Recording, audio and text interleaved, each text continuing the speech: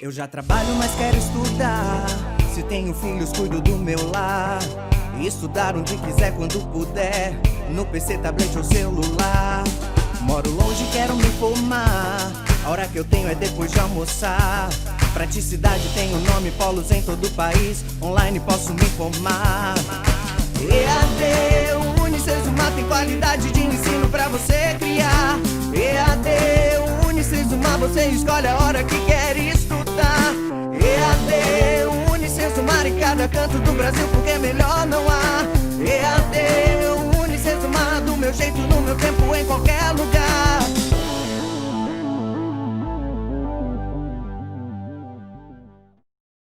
Olá, tudo bem? Sou o professor Ricardo Azenha. Vamos começar com a disciplina Negócios Inovadores e Startup. Nesta aula eu quero conversar com você sobre a inovação na perspectiva empreendedora. Para isso, vamos começar com uma frase do Steve Jobs, que ele diz o seguinte: a inovação distingue entre um líder e um seguidor. Isso é muito importante, a colocação do Steve Jobs, porque na verdade quer dizer o seguinte: para você ser um líder, você precisa ter a audácia em inovar, em buscar o diferente, em fazer aquilo que ninguém faz. E para isso você precisa ter coragem. E a coragem é uma das características de um líder. Agora, se você é um seguidor, você simplesmente vai fazer aquilo que alguém está mandando você a fazer. Então, uma coisa muito importante que você precisa pensar, já que você pode estar querendo ser um empreendedor, você tem que pensar o seguinte: se você não correr atrás dos seus sonhos, alguém vai pagar você para atingir os sonhos de alguém. Então é isso que você tem que pensar.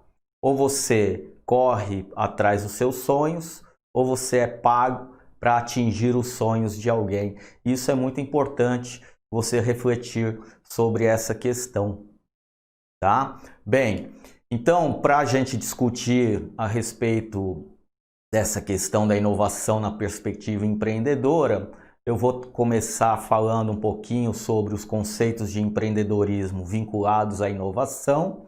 Sigo conceituando de uma maneira breve a inovação, seus tipos, vou trazer algumas características como a inventividade, a criatividade no processo inovativo, e depois eu quero destacar alguns fatores motivacionais que levam os empreendedores a empreender. Então nossa aula se baseia nesses 3 pontos, de maneira que você possa acompanhar. E o mais importante, gente, é você ir refletindo a respeito de tudo isso que está sendo dito no seu dia a dia. O que é que você está fazendo para ir atrás dos seus sonhos? E outra coisa muito importante, não fique avexado, como diria nossos amigos lá do Nordeste, não fique avexado se você está sendo pago para alcançar os sonhos de alguém, porque mesmo assim você pode estar juntando aí as condições para que você, num determinado momento, possa então buscar o seu sonho. Não há problema nenhum nisso, tá? É que às vezes as pessoas ficam: eu não consigo buscar o que eu quero, eu não consigo fazer o que eu quero, e aí você nem vai atrás do teu sonho e nem ajuda direito alguém que está te pagando a alcançar o sonho daquela pessoa.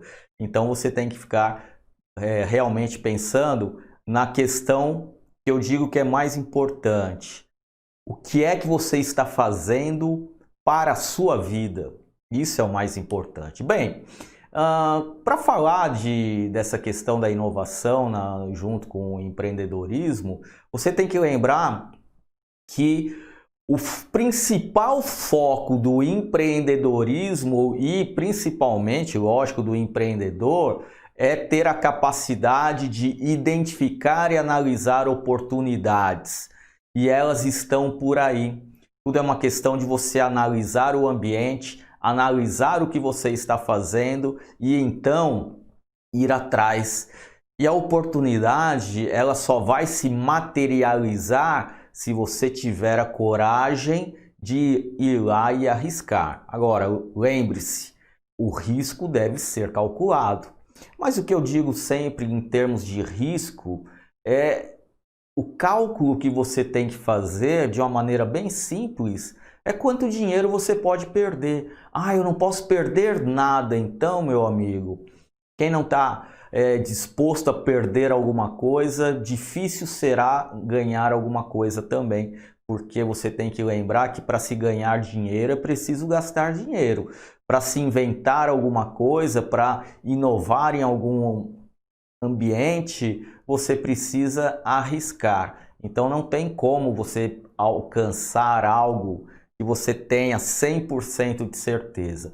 Isso é praticamente impossível, é praticamente inatingível. Sempre vai haver o risco e o risco se dá justamente naquilo que eu falo de calcular quanto dinheiro você pode perder, que é o máximo que vai acontecer com o empreendedor, é perder dinheiro.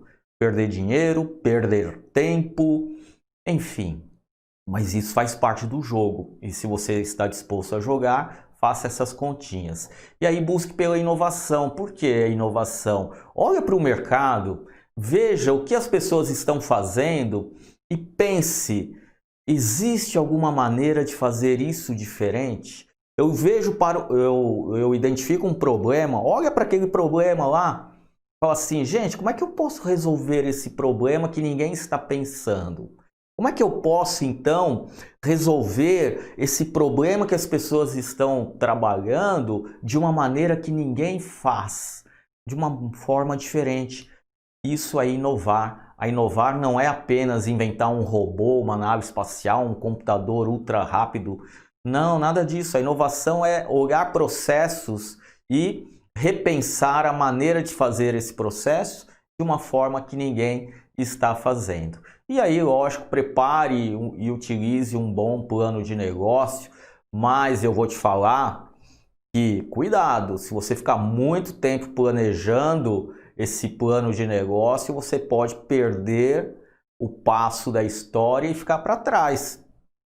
Por isso que você tem várias ferramentas hoje que elas diminuem o tempo de ação para se colocar um negócio em funcionamento, porque o plano de negócio, se você vai montar um plano de negócio, ele leva aí um tempo considerável para você elaborar todas as etapas necessárias desse plano de negócio. Então, cuidado, às vezes as pessoas ficam planejando e não sai do lugar. Então, você tem que lembrar de duas coisas. Primeiro, ideia na cabeça não serve de nada. Você tem que pegar aquela ideia que está na tua cabeça, colocar ela no papel e materializar isso. Senão, ideia por ideia, está cheio de gente com ideia por aí. A grande diferença é colocar ela no papel. Segundo ponto, planeje o mínimo necessário para que você possa colocar o teu negócio em funcionamento. Planeje a possibilidade de perda. E eu acho que isso é o mais importante. As pessoas falam, você é muito pessimista. O seguro morreu de velho, não é? Já dizia o meu avô. Então, você não tem que ficar preocupado se vai dar certo ou não. Todo mundo começa um negócio na expectativa que dê certo, mas você tem que fazer dar certo. E fazer dar certo é planejar o andamento do seu negócio. Então, não faça um planejamento muito longo de 10, 20 anos. Não, sabe aquelas perguntas? Como é que você se espera daqui 10, 20 anos? Amigo, em 2 anos o mundo muda completamente. Como é que eu vou saber como é que eu vou estar daqui a 10, 20 anos? Então, cuidado com essas coisas. Planeje daqui 2, 3. Como é que você espera estar daqui 2 anos, 3 anos? Trabalhe nesse ritmo. Um ritmo mais agressivo, mais contundente, para que você possa, então, fazer as transformações necessárias para a sua vida.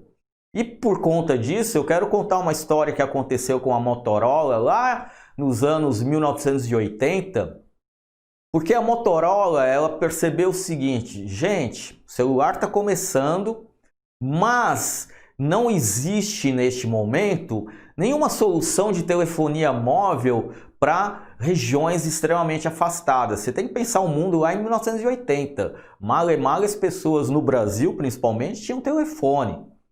Você deve se lembrar que tinha gente que conseguia comprar vários telefones e alugava telefone, era um meio de vida. O que você faz? Onde você investe seu dinheiro? Meu dinheiro eu invisto em locação de telefone. Olha que loucura. Para quem é mais novo, não viveu essa época, deve estar pensando, como assim, professor? O cara alugava linha de telefone? Alugava linha de telefone, porque o telefone era muito caro. Mas enfim, a gente está falando de um cenário mundial onde o celular já existia nos países ditos desenvolvidos, América do Norte, na Europa, alguns países da Europa. Você já tinha o celular e a grande dificuldade do celular era justamente o sinal. Ele ficava restrito às grandes cidades. E aí a Motorola teve um insight, falou, cara, nós podemos fazer o seguinte, vamos criar um produto onde esse cliente do celular, ele possa usar isso nas regiões rurais, nos sítios. Aliás, eu me lembro que a propaganda que a Motorola fazia desse produto era justamente o cara lá no meio do deserto do Saara com seu telefone celular. E o telefone celular naquela época era um tijolaço com uma antena gigantesca. Por quê? Porque a ideia da Motorola era colocar uma rede de satélite ao redor do planeta Terra para que pudesse ter um sinal de celular em todas as regiões. E aí ela fez uma conta, né? A famosa conta de retorno investimento, retorno sobre o investimento, né? O famoso ROI. E aí eles descobriram que em torno de 100 mil dólares era o custo para você cobrir a maior parte do território. E isso era muito alto na cabeça deles. Aí o que eles fizeram? Pensaram de um jeito mais radical, né? Como eu falei, vamos colocar satélites, 77 satélites em órbita, na órbita terrestre baixa, né? Que pega todo o planeta, são 70, faz uma rede de satélites, mais ou menos o que o Elon Musk está fazendo hoje, só que os satélites do Elon Musk são uma rede de lá, ele está jogando mais de 1.000, 2.000, sei lá quantos satélites ele quer colocar, são milhares de satélites. As pessoas já até estão vendo esses satélites orbitando pelo planeta. Mas a Iridium é a empresa, é o consórcio que a Motorola liderou lá na década de 90 para fazer isso. Então veja que a ideia do Elon Musk não tem nada de novidade. Ele simplesmente se aproveitou aí de um avanço tecnológico. Mas a Iridium fez isso. A Iridium foi uma empresa que nasceu justamente para oferecer para colocar satélite em volta do planeta para oferecer sinal de celular em qualquer parte do globo terrestre, do planeta Terra. E aí as pessoas iriam pagar um serviço de telefonia móvel por um preço único, independente do local que ela estivesse. Cara, se você for pensar, puta ideia maravilhosa, né? Que coisa louca, o cara é genial quem pensou isso. E aí a Motorola não tinha grana para fazer isso sozinho, juntou um monte de empresa, uma delas a Microsoft, e os caras então colocaram aí, foram fazendo as contas e chegaram à conclusão que se tivesse 1 milhão de pessoas pagando aí oh meu Deus, uma mensalidade de 3 mil dólares, né? Uma mensalidade não, desculpa, comprando o telefone celular por 3 mil dólares, mais um custo de ligação de 5 dólares por minuto. Imagina se pagar aí hoje, a gente for pensar quase 30 reais por 1 minuto, os caras iriam se tornar um negócio extremamente rentável. E aí os caras começam a fazer conta, cara, que loucura, vamos fazer isso, vamos lançar, porque 5 dólares nos países desenvolvidos não é tanto dinheiro assim, e 3 mil dólares por um aparelho também não é tanto dinheiro assim, se você for pensar que hoje as pessoas pagam aí 10 mil reais, 5 mil dólares por iPhone, por Samsung Galaxy. enfim, as pessoas gastam grana com um aparelho. Então não é nenhum, né, na realidade dos países desenvolvidos, não é um valor extremamente absurdo, tanto que nessa conta eu vou ter 1 milhão pagando 3 mil dólares, depois mais 1 milhão de pessoas pagando 5 dólares por minuto. Puta, é um negócio fantástico, não tem como dar errado, não é? E aí, o que aconteceu? Aconteceu que a Iridium, ela fracassou de uma maneira espetacular, perdendo 10 bilhões de dólares.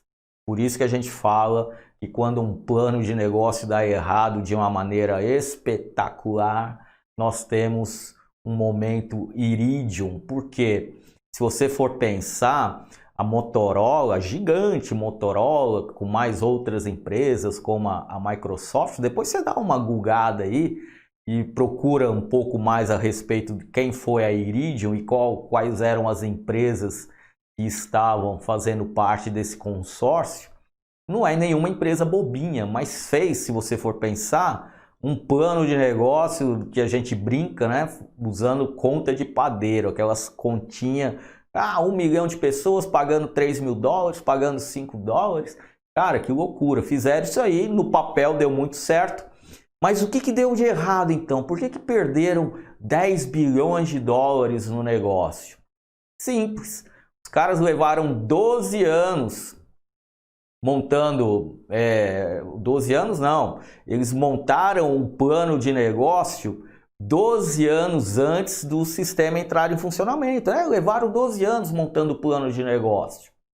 Lembra que eu falei para você? Não perca muito tempo no teu plano de negócio, porque quando você entrar no mercado, de repente esse produto ou serviço que você quer oferecer já foi-se. Ele se torna uma vítima da inovação tecnológica.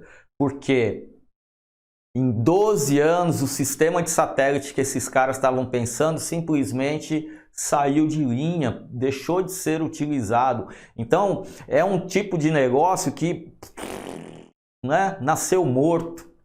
Os caras perderam tanto tempo planejando, desenvolvendo, preparando todo o lançamento, e quando lançaram, a tecnologia estava muito mais avançada. Os satélites modernos estavam assim tirando de linha os satélites usados e o telefone móvel foi se desenvolvendo por uma outra tecnologia que, se você for pensar, hoje você já tem grandes locais, a maior parte do planeta aí já tem celular, um ou outro lugar aí que você não tem e ainda você continua tendo problema em regiões remotas, concordo, né? Você não vai estar lá no meio do deserto do Saara, você não vai conseguir falar com ninguém, não vai ter torre. Aliás, algumas cidades do Brasil você tem o tal das zonas sombra, que eles chamam, que é onde não chega sinal de celular. Então, assim, esse problema permanece, mas de uma maneira muito menos traumática do que era na década de 80. Mas a tecnologia evoluiu, se tornou muito mais barato, enfim, os caras morreram e isso é o tal do momento Iridium. Então você precisa tomar cuidado com ferramentas lineares e analisar a tendência do passado para prever um futuro em aceleração, porque provavelmente você vai cair do cavalo. Então, você tem que lembrar o seguinte, nós vivemos hoje num mundo de crescimento exponencial. Você tem até uma teoria da administração chamada empresas exponenciais. Basicamente, são empresas da internet que têm um crescimento exponencial, uma coisa que é muito utilizada e busca pelas startups. As startups, elas buscam justamente esse crescimento exponencial, justamente para evitar o que aconteceu com a Iridium, evitar aí ter o seu momento Iridium. Então, a ferramenta que eu recomendo e você talvez conheça é justamente utilizar o Canvas, que o Canvas, gente, nada mais é do que você botar a tua empresa rodando, você faz um planejamento rapidão, eu diria assim, mas não menos importante, ele é muito importante você usar o Canvas. E é botar a empresa para rodar, é como se fosse trocar o pneu do carro andando. Aliás, tem um vídeo na internet muito bacana dos caras trocando o pneu com o carro andando. Vale a pena você dar uma pesquisada nisso aí também, de tão louco que chega a ser hilário, mas é mais ou menos isso. São os malabarismos que a empresa tem que fazer. Mas de qualquer forma, você precisa tomar cuidado com isso, tá? Então, quando você pensa nessa questão, você tem que lembrar dos 4 P's da inovação. Você tem que pensar no teu produto, no teu processo, na posição e no paradigma. O que é que você está trabalhando? Como é que você está inovando? Você está inovando o teu produto? Você está inovando um processo de serviço, um processo de fabricação?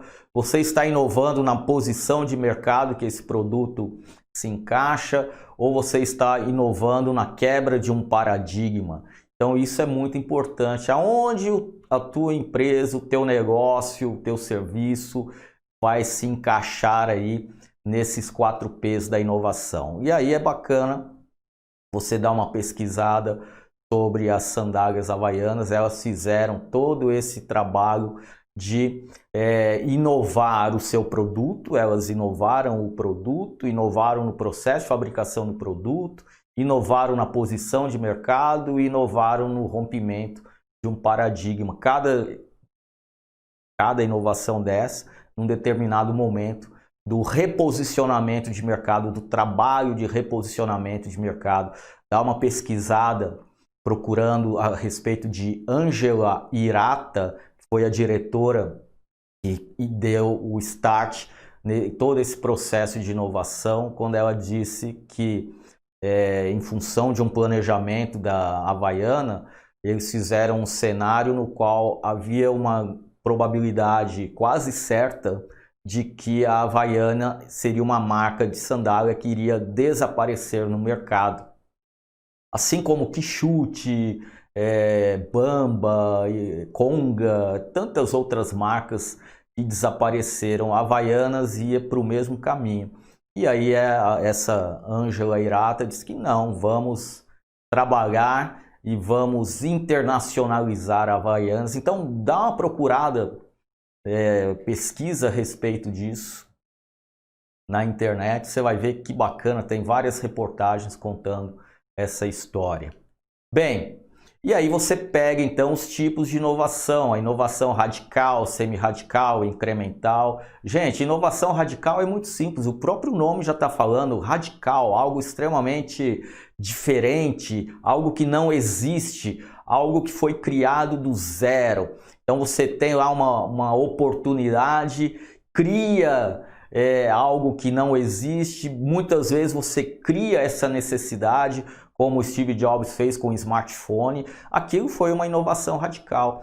E a inovação incremental nada mais é do que pegar algo que já existe e ir incrementando melhorias, deixando o seu produto aí acessível, com mais perfumarias, eu diria, com mais acessórios. A gente pode pegar o próprio smartphone de novo. Depois que ele foi lançado, num primeiro momento ele era uma inovação radical, depois ele passa a ser uma inovação incremental, com as câmeras fotográficas modernas, enfim, toda a parafernália que vai entrando nos smartphones ao longo do tempo, vão vindo inovações incrementais.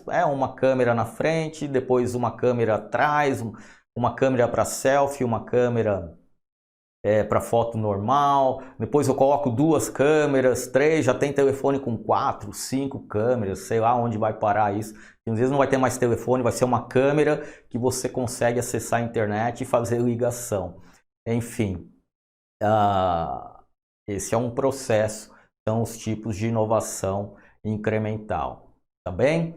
Bom, e o que leva o motivador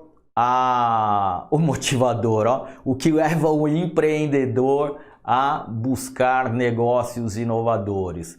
Você tem que lembrar que você tem 2 tipos de empreendedores. O empreendedor que vai inovar em busca de uma oportunidade. Então o empreendedor ele vai querer empreender porque ele identificou uma oportunidade no mercado e aí ele vai aproveitar essa oportunidade. E tem o empreendedor por necessidade. Se você for analisar dados, principalmente no Brasil, você vai perceber que tá ali, né? 50-50, 50-40, mas grande parte ainda dos empreendedores brasileiros são empreendedores por necessidade. É o cara que está ali com alguma dificuldade financeira, provavelmente está desempregado, está numa crise, enfim. E aí o que ele está fazendo é buscar o sustento para a família dele. Então ele acaba criando inovações muitas vezes aí para tentar suprir a sua necessidade de sustento. Uma coisa que eu não gosto muito disso, tá, gente? O pessoal fala muito, mas enfim, você pegar esse pessoal que está tentando sobreviver e trabalha na rua, né? O pessoal que agora vende água no farol, no semáforo, eles se vestem de garçom e vão com uma bandejinha. É muito legal, muito bonito. Acaba sendo uma inovação no sentido de você vender água. Tem até um vídeo, né? O cara faz um vídeo contando como vender água na praia. Compra lá 2 garrafinhas d'água, vende por tanto, pega o dinheiro, reinveste no negócio. E ficou tão famoso esse vídeo, o cara virou o garoto propaganda de um banco. Então, você precisa... não deixa de ser inovação, né? Enfim. Bem, é importante, o que você precisa entender é o empreendedor por oportunidade, aquele que identifica uma oportunidade ou uma lacuna no mercado e vai investir. E o empreendedor por necessidade é aquele que está desempregado, está precisando ganhar dinheiro, precisa sustentar a família e vai em busca aí dessa fonte de renda. Tá? Algumas motivações na busca de negócios inovadores, alguns autores, principalmente o Richard Foster, da Universidade de Yale, ele acredita que a vida média de uma empresa, daquele índice SP500, ele caiu de 67 anos para 15 anos hoje. Então, em 1920, uma empresa que entrasse nesse índice das 500 maiores empresas, permanecia nessa posição, entre as 500 maiores, 67 anos era a média de vida lá em 1920. Hoje, esse número caiu para 15 anos. E se você for olhar esse índice, você vai ver que a maioria das empresas que estão ali nas posições principais são empresas de tecnologia. Você está sempre ali, Amazon, Microsoft, Google, todas essas empresas, Apple, estão ali sempre mudando a posição, cada ano uma entra em primeiro, enfim, mas a grande maioria são ainda empresas de tecnologia. Você tem empresas de outros setores, mas elas permanecem entre as 500 maiores em uma média de 15 anos. Por quê? Porque o mundo hoje muda muito rápido. O Peter Diamandis, ele observou que a concorrência hoje, ela é cada vez mais de molecada dentro de garagem com startup. Eu não gosto muito de falar de startup dentro de garagem. Tem até um artigo chamado Mito da Garagem, que ele tira essa fantasia de que você consegue abrir o teu negócio trabalhando na garagem. Você até consegue, mas não é o fato de você estar na garagem. Enfim, vale a pena você dar uma pesquisada também nesse mito da garagem. De qualquer forma, a molecada hoje, né, que está na universidade, que tem ideias, que estão aí mexendo com videogame, uma série de questões de tecnologia, que estão tendo mais ideias do que as grandes corporações. Então a tua concorrência está aí junto desse pessoal que vem com tudo, né, com aquela vontade de transformar o mundo e principalmente uma vontade de ganhar dinheiro. Então, o que a gente está vivendo hoje é uma nova geração de organização que vem crescendo num ritmo extremamente acelerado. Eu já falei sobre isso. E por volta lá de 2012, na época em que a Kodak estava fechando, Kodak quebrou e olha que legal, hein? A Kodak foi a empresa que inventou a máquina digital, mas ela caiu na sua própria armadilha de ser grande, dominar o mercado de fotografia de papel, fotografia analógica, vamos dizer assim. E aí quando o seu cientista, o cara que inventou a máquina digital, que era funcionário da Kodak, foi apresentar isso para a diretoria, os diretores ficaram loucos. Você é doido? Você quer matar o nosso negócio? Não, não vamos fazer isso não. Isso foi lá na década de 1970 que o cara inventou essa máquina digital. Foi nesse ano aí, dos anos 70, não me recordo agora certinho o ano. Mas foi assim, rechaçado pela diretoria. Não, você tá louco, não vamos fazer isso aí não. E aí o resto é história.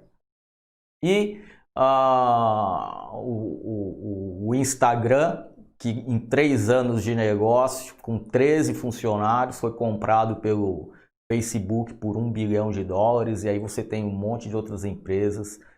Você tem o Uber, que já vale $65 bilhões. Está perdendo o mercado por uma série de questões, mas independente disso, as empresas de tecnologia, elas agregam muito valor aos negócios.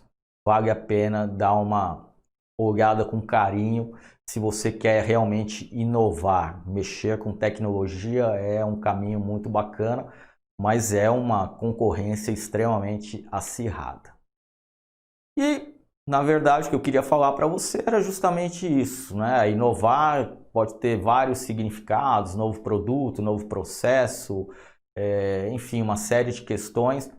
A grande questão aqui é você saber aonde você quer ir, qual é o caminho que você quer pegar e trabalhar com esse caminho com afinco, tá bom? Espero que você tenha gostado, um grande abraço, fique em paz e até a próxima. EAD, o Unicesumar do meu jeito